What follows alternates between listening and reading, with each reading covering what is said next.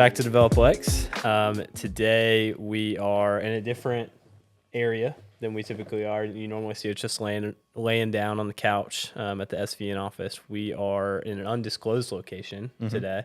Thanks, Lojo. Yeah, we'll thank our friend JP Blevins for that. He lets us use his space every now and then. Thank you, JP Blevins. And we have our friend Logan Jones on the episode.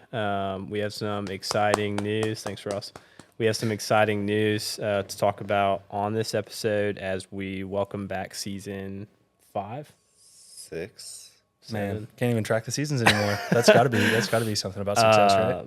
We've got some change ups coming this year, and just some exciting things to talk about. So we're gonna riff a little bit on what's coming up this year, what Logan's gonna be doing with us, what we're personally doing, and then we'll get back into the normal slate of episodes starting after this one. So anyway, who wants to start us off?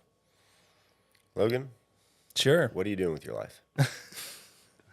Well, right now, I guess the big news, just to go ahead and break it, is I'm going full time on the business. So for those that don't know me, I actually helped start the Middle Tech podcast, which is essentially the podcast that is the sister brand to DevelopLex.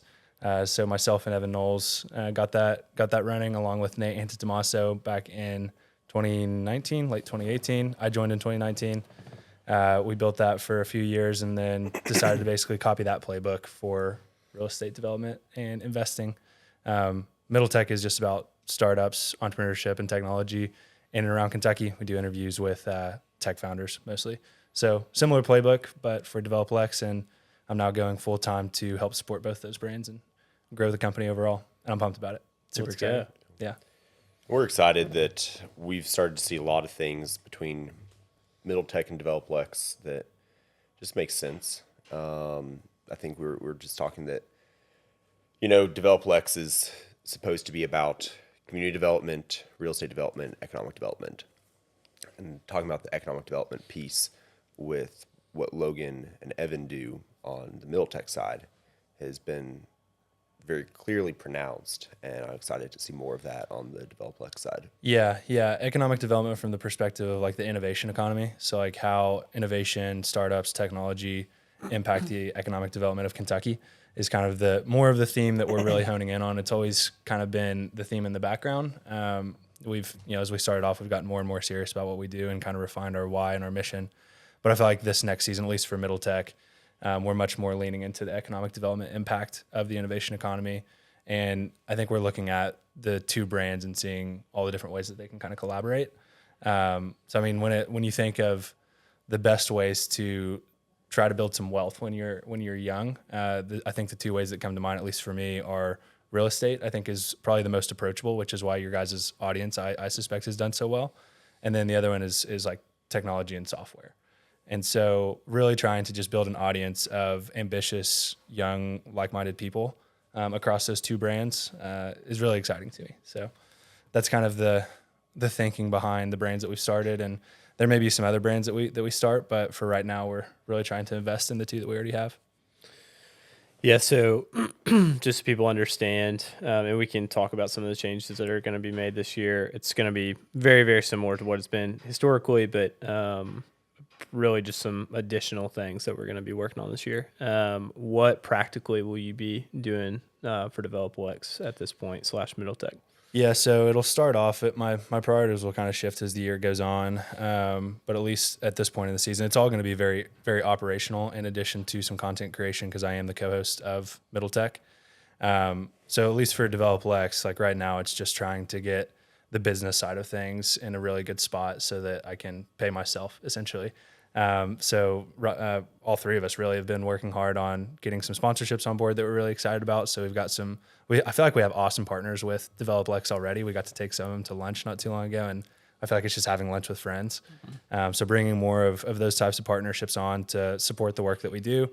Events, I think, is going to be killer for us this year. I'm really excited about the one that we have coming up on February 20th, which maybe we can talk more about that. We're going to definitely be promoting that here soon.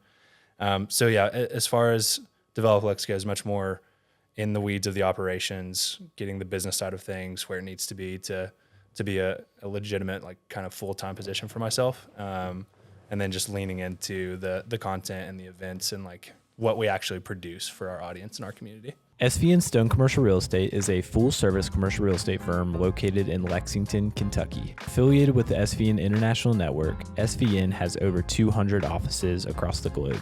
The SVN Stone team consists of experienced commercial real estate advisors in the heart of the Bluegrass. SVN helps their clients with commercial property sales, leasing, investments, and property management. Let SVN help you with your commercial real estate needs. Check us out at svnstone.com. Yeah.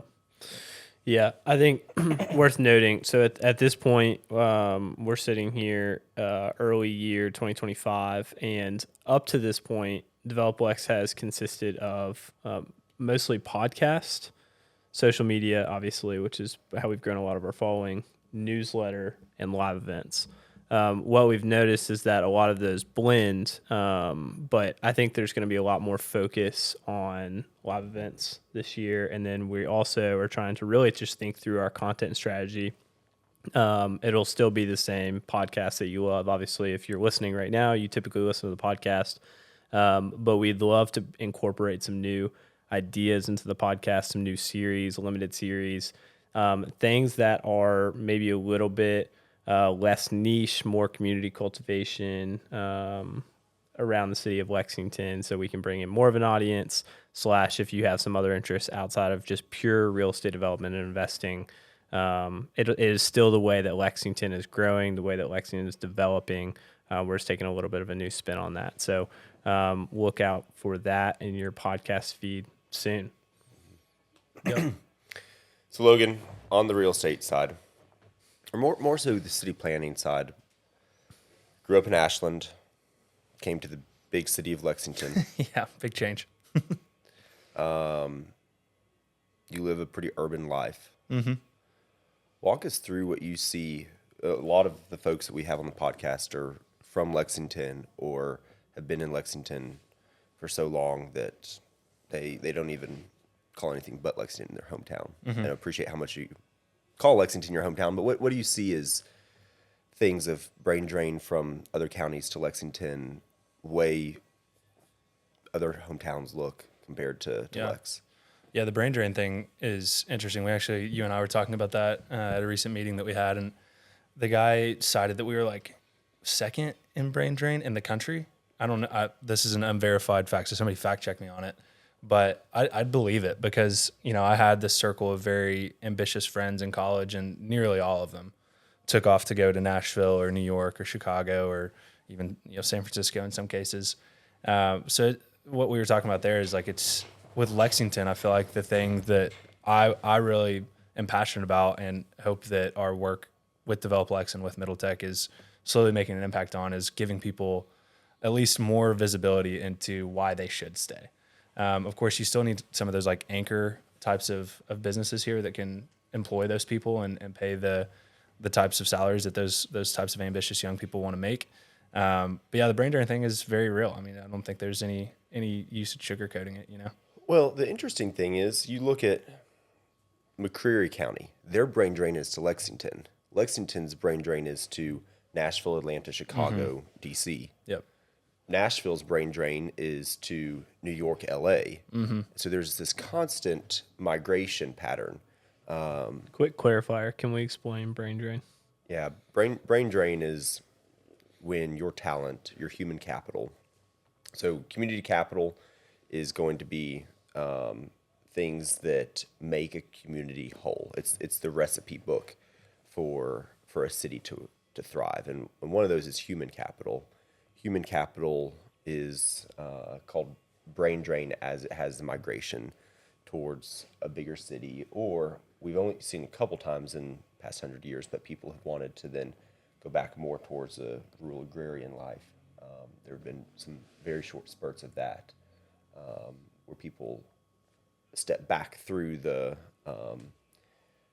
process towards having more space. Yeah, and I think something we've observed, at least on the Middle Tech side of things, that's really cool is what we call boomerangs. So somebody that has moved away to a New York or one that comes to mind is a Seattle. We had a friend that was working up for Microsoft, like went and got the experience at, in our case, like a big tech firm or a startup or something like that, and then came back to Lexington, whether it was for family or whether they just wanted to be back home. This is where they kind of felt most at home. But I think that's, fine. And in some cases, we should probably even encourage our graduates from UK to like go out and get the big time experience. You don't necessarily have to feel like you have to stay here, but I would like to at least see more opportunity for people to stay if they chose to do so. For me, it really has felt like I've had to go out and create a lot of the opportunity for me to stay here. I got involved with startups very early on, where I was like employee number 5, which is not a scalable solution for most people. Yeah. Yeah, that makes sense. And I'm curious too. As long as I've known you, you have always been in and around downtown, which is a big theme of this podcast. So obviously came from a city of Ashland where downtown just looks very different. Our downtown is not anything close to Nashville or Austin or something like that. But what has life living downtown? I would say most of our guests can't really live downtown per se, or haven't traditionally lived downtown. Yeah. What has life living downtown been like for you? It's been awesome. I love downtown, and like you said, I think I've lived downtown with the exception of the first year after I graduated, every year since. So I'm dating myself now. I'm starting to feel older and older, but graduated in 2019, moved downtown after COVID, hit. So late 2020, 2021. So I've been down here for about 4 years now, but just being a young person, like being able to walk to places. I mean, especially when I was younger, it's not as much of a thing anymore, but being able to go out and enjoy the nightlife and then just walk back home. And oftentimes it was like coming back with multiple friends and what we would call post gaming. That was just a blast when, you're kind of your young 20s, you're right out of college. And then you start to get a little older and your taste change a little bit. You don't go out as much. And now it just becomes the best thing is the walkability for me. I mean, that's I feel like that's what everyone says about living in a city, living downtown. So I mean, I think when I think of downtown and what I get excited about, the reason I have stayed downtown is because of all that we have kind of coming down the pipe for downtown. You have Gatton Park, you have hopefully a new development that's going to come up in the Rut parking lot. You've got the 325 development that we've been talking about. You got Phoenix Park. So, I mean, all of these things that I really feel like over the next couple of years, downtown Lexington is just about to transform. Yep. But also my other thing is I hate traffic. I can't stand like sitting in traffic. There's the Ashland in you right there. there. Dude, I can't stand sitting in traffic, whether it's Nicholasville Road or Harrodsburg, whatever. So I'm very much like I stay in my little bubble downtown. I'll go to my office and then I'll come back and walk to the gym or whatever. But if somebody's like, yeah, come over for a little bit, and they live, outside of New Circle, good luck. Goodness. Good luck getting me out there. Yeah. Such a friend. I'll come out every now and then. Most of the time I try to get him to come downtown. DevelopLex is also sponsored by Community Trust Bank. Hi there, this is Cam Dacey, commercial loan officer at Community Trust Bank and an avid DevelopLex and Militech podcast listener. Community Trust offers a wide variety of home loans, commercial loans, and small business loans to suit your financial needs, as well as mobile banking, internet banking, and bill pay. Our friendly and professional staff would love to assist you at one of our 6 Lexington locations. Community Trust Bank is committed to building communities built on trust.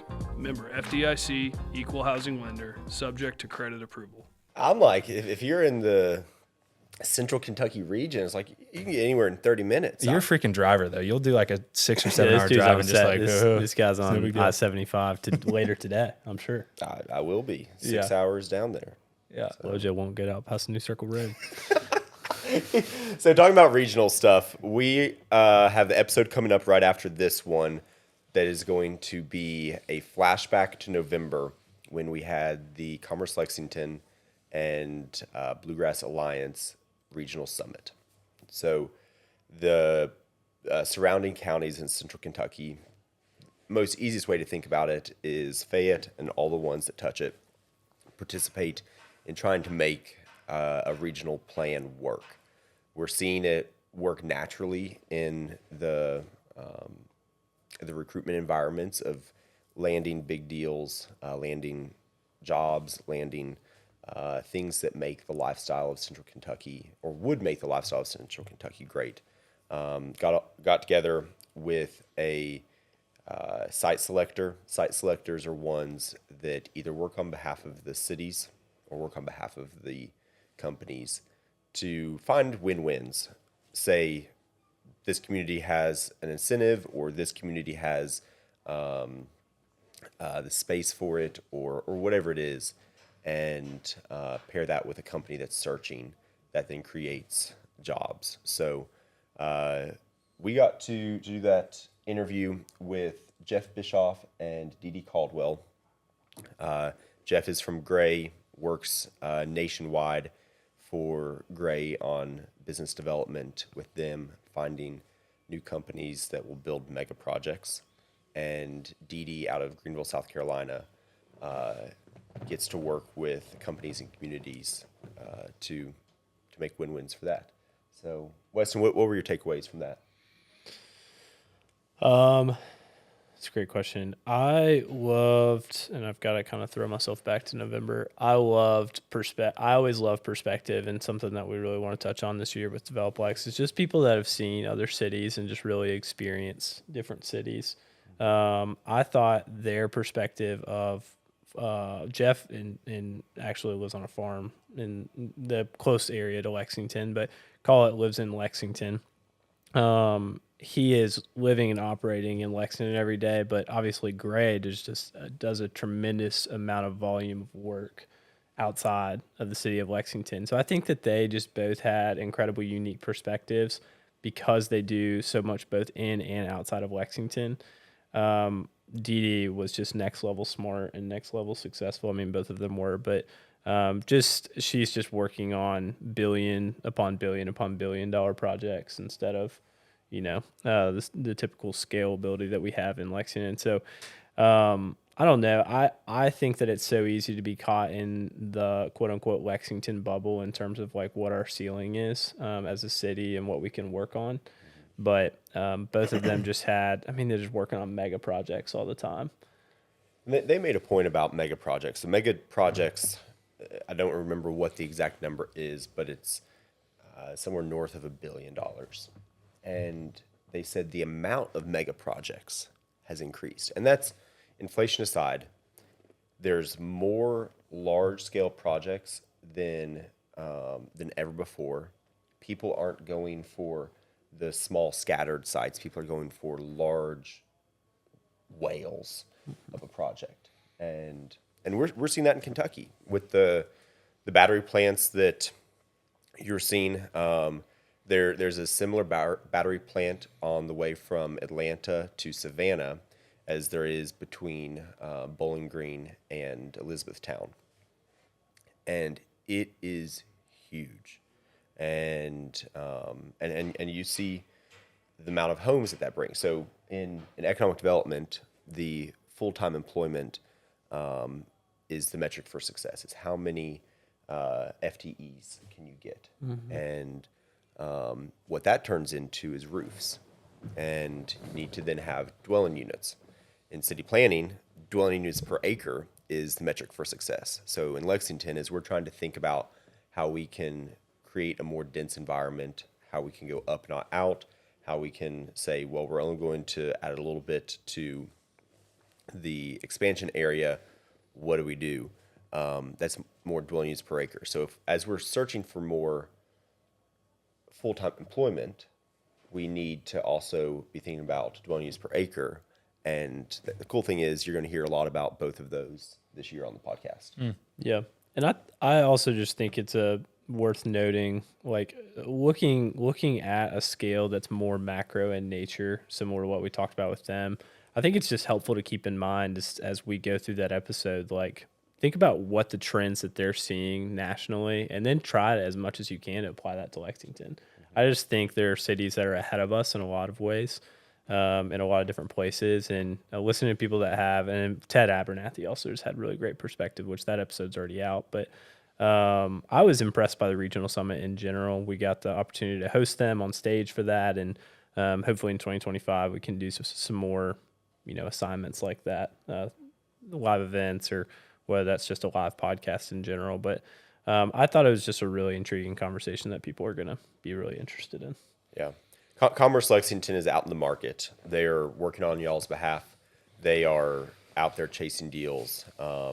We're excited to do more with them as they have the regular programming through the year, looking forward to it. We did have to follow up Bashir though, which was a bummer because he like literally had a standing ovation. Like It was rough. It's rough for them to put you guys in that position. Everybody's like hoo-hawing and taking their shirts off and stuff and waving them around after he talked about his getting Kentucky back on track, and they're like, all right, Weston and Ross, come on up. They introduced me as the guy that lost the student body president election. Still pretty awesome to be like going after the governor. Yeah, it not was get cool. The same reception. It's like, Yeah, it was cool. I got to time. make a couple jokes that I think they flew too. Got the crowd warm. I mean, I don't think they did. oh, you'll after you hear the interview, you be the judge. you'll hear All the right. laughter. Okay. Yeah. All right, what else do we want to talk about today? I feel like something that I just felt is what I'm following. This is kind of outside of Lexington, but I feel like your audience would still be interested in it. Is thinking about like what is the future of Kentucky's economy going to look like, and at least two things that I see that Middle Tech is kind of involved in tangentially. Is one, there's this really cool project going on right now called the Game Change Project. I don't know if I've ever talked with you two about this, but the NSF, the National Science Foundation, put out this $160 million grant for sustainable manufacturing that states could apply for. And Kentucky and Tennessee jointly applied to it using like University of Kentucky, University of Tennessee, University of Louisville, industry partners, capital allocators. And anyway, it started off, I think, like a year and a half ago, and Middle Tech actually got to help create some content around it. But the momentum that this thing has created and kind of their stated mission is to establish this manufacturing commerce corridor between Lexington and Kentucky with a real big focus on like sustainable circular economy manufacturing.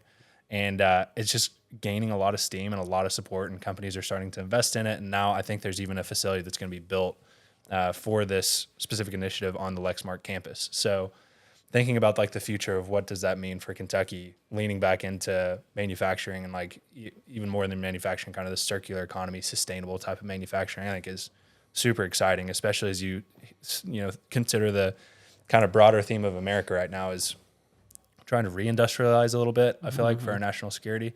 Maybe not so much as like the hardcore manufacturing, but you're at least seeing a lot of like data centers be built for all of this AI infrastructure build out. So I think that's super exciting for Kentucky that we're kind of focusing on that side of things as well.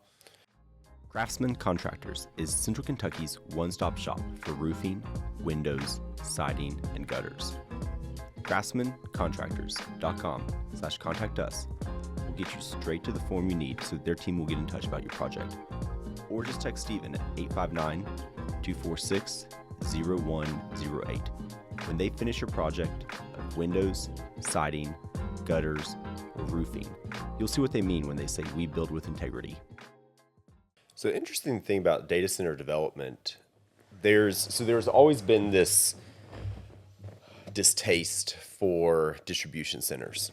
You can build a warehouse if you're trying to attract development and it was a distribution center sort of thing. It's just going to be pallets and on shelves. Communities would not do much for that if there wasn't jobs, if it was just holding things. Yep. It's been really interesting to watch this tango going on right now where I think people are just confused about data centers. They're like, we need them. When we go to these, and honestly, the utilities are the ones that are brokering the deals with the data centers the most. Yeah, energy is the input, yeah. So they'll go to a community that has the capacity in their utility systems and say, we don't want that because it doesn't have jobs. Or we're going to raise our price per acre on this. And it's been very interesting to hear about all of that, knowing that we need data centers. And there's the old thing about Wall Street where people would pay so much more just to be one block closer to the stock exchange because they thought that they could be that much closer to get trades out. I think there's going to be a regionalism push for data centers that if you're constantly having to transmit something to overseas, what if that information was held closer? And how do data centers play into the built environment is, I guess, what I'm curious about, because everybody's opinionated, but I don't think anybody knows exactly what that's going to look like in the long term. Yeah, I don't know if I'm educated enough to make an informed opinion on it, but what I will say is a lot of these big data center projects are completely AI focused. And, the main input for these data centers that are, have these specialized computers that are running artificial intelligence applications and large language models, they're going to go where the energy is most abundant and cheapest. And to me, that seems like an opportunity for Kentucky in a couple different ways. We've had a history of, providing the country with energy through coal. I think that there's no reason why we can't continue to be a dominant energy economy. My personal opinion is I'd love to see us get involved in nuclear. I've been, sounding that off for like 4 years now. I know when some people hear that, they're like, nuclear, that sounds dangerous and scary and all of that sort of stuff. There's all sorts of new reactor designs that I would encourage people to go and research that are much safer, much more sustainable. Anyway, I would love to see Kentucky not only lean into that manufacturing and kind of circular economy type stuff, but also continue to really invest in energy infrastructure and energy production. I think that would be an awesome future for Kentucky. Is like we are a state that really cares a lot about manufacturing and energy. I think that's a cool future for Kentucky. Yeah, I think in general, us riffing as an audience too, just riffing on what is the most sustainable thing for Kentucky and Lexington in general moving forward. Like you all were just saying, talking about brain drain, like there are just different avenues needed to retain employees in Lexington so that we can continue to do projects in the region in general, so we can continue to do projects that then, incentivize building more housing and all of the different things that we talk about pretty regularly on DevelopLex. So, yep. Well, question for you guys as we kick off a new season. Would love to hear your all's kind of recap on last season, maybe like your highs and what you enjoyed most about it, and then what you're excited about for this upcoming season. Yeah, I'm excited for this upcoming season. We have had several seasons now of some of the typical developers you'd see in the newspaper having big announcements. And we have some of the hidden secrets or the hidden gems of folks coming up this season. Again, around the themes of community development, real estate development, and economic development. And so as you see some of the names pop up on your feed, be thinking about what there is to their story that, and I promise you, we are going to do our best to pull out piece of the story that may not be as publicly known of how they've transformed parts of Lexington for it. But I really enjoyed last season just being able to talk about things beyond projects, but the people that made Lexington. So we had some folks that were a mayor at one point, and how that vision was carried out through the entire city for something. That was something that was real neat. We had somebody that set a big old wave for an entire side of Lexington, not because of any program that already existed, but he said, hey, look, we're going to make the north part of Lexington into something that it can be and that it once was. It's neat to see the ones that don't have to do it, don't have to rely on development for a job, be the ones transforming community. And that's what I enjoyed about last season. Mm-hmm. Yeah, I think for me, last season was probably the most like staying power that I felt like we had in terms of, when we would like the first, I guess 2 years we were doing this, when we'd send out like a live event, I'd be like, I might have to text all my friends and make sure that they come. Because I don't even know if people are going to want to come to these events that we do, or I don't, we obviously have the numbers behind who listens, and I'm always blown away by the amount of listeners that we have. Mm-hmm. And I'm like, that can't be right, but I think last year was the first time that I've like really felt it in terms of through live events or going to like public spaces, and somebody may walk up and be like, "Hey, I listen to DevelopLex. I'm interested in getting started in real estate investing, or I'm a college student and my teacher sent me this podcast because they were a listener." Just things like that actually, like, you're like, okay, this is making an impact. People are actually listening. There's some staying power, and I just love hearing feedback too on what people are like wanting. And so I think that like more content that is like a little bit, I wouldn't say like we want to keep exactly what we have going, but we need to like also get into some other niches within community development. And I really felt last year like we had built like the DevelopLex community. Some of my favorite conversations, I became friends with Mitch Barnhart, which was great. Best friends, some would say. You gonna go fish on his farm? Did I hear that? Yes, I am. Yeah, and We're not getting invited back. I got season tickets too, which was cool. That's just, awesome. Just through talking to him. I'm pumped for you. He super remembered my name. That was after. lifetime tickets. Yeah. Yeah, sorry, season tickets for life. That's what it was. No, we had some. I don't know. I thought last year we obviously had some larger names on than we previously had as well, and it just wasn't as hard to like get guests on. I don't know. Last year I was by far the most, and I'm going into this year, I'm by far the most encouraged about DevelopLex that I have been, and I think a lot of that too is just like I feel like we have the ability to just be creative with the type of content that we're making because we have so much more buy-in than we ever have. So like example, coming up for this year, and you'll start to see this here very soon. I don't know the actual drop date of some of these, but we're working on this series, the third place, and going the premise of the series is everybody has a place that's not home work, and would be considered their third place that they love to meet friends and that they feel like they want to go to outside of those places. And we'll more officially break down what that is, but going and then talking through like what some of those places are, visiting those businesses, talking to the owners, a little bit more business side, but it's just so much more focused on community and the way that real estate like welcomes people in to a space, makes them feel at home. Like everybody just has those places in town.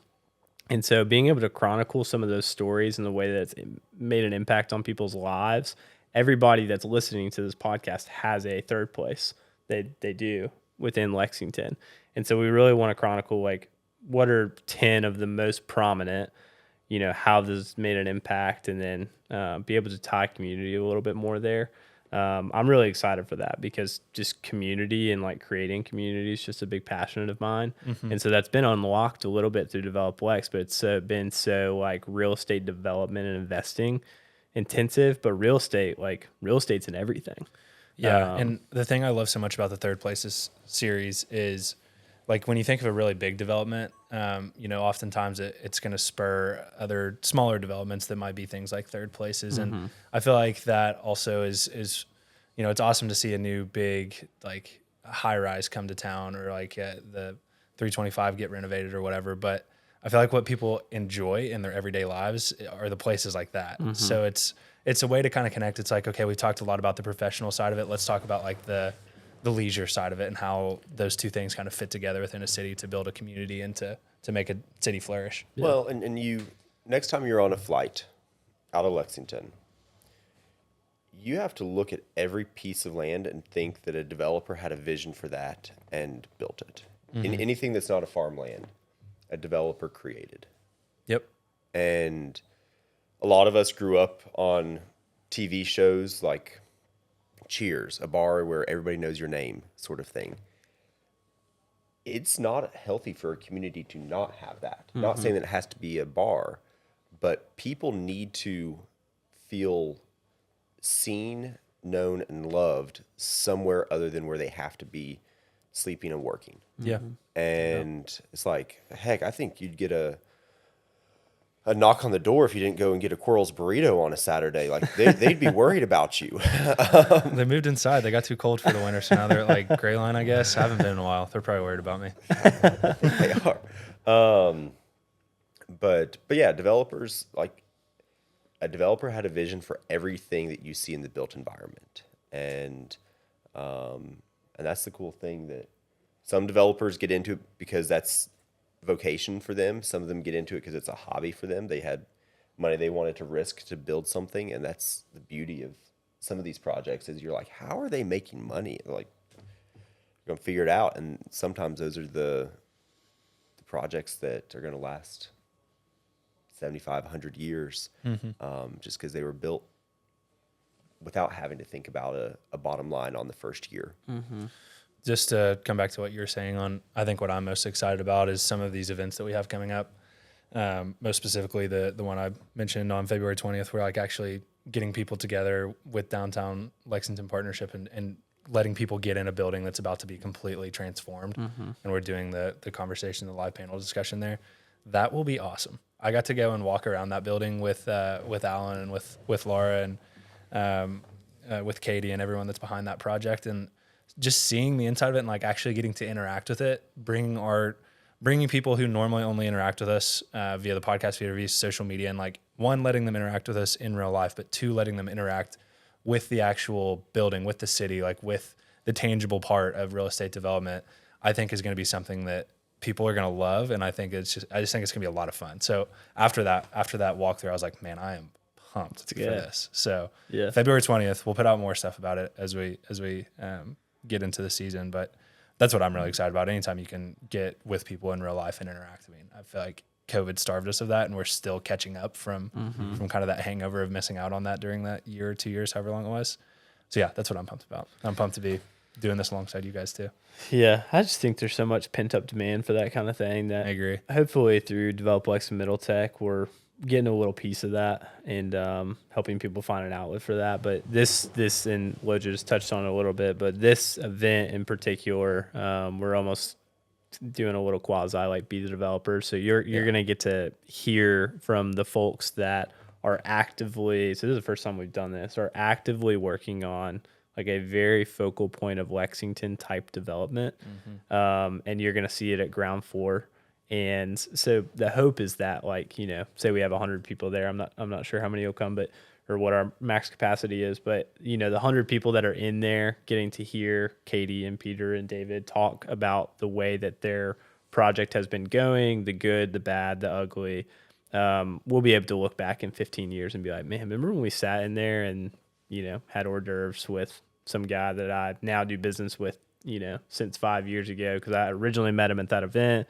Now this project is completely transformed from what we saw. So I think doing more things like that live event wise will be cool. Yeah, I think the way that I would like your all's audience and Middle Tech's audience and anybody who knows Middle Tech and DevelopLex to think of the company and what we're doing here is, at its foundation, we're a media company.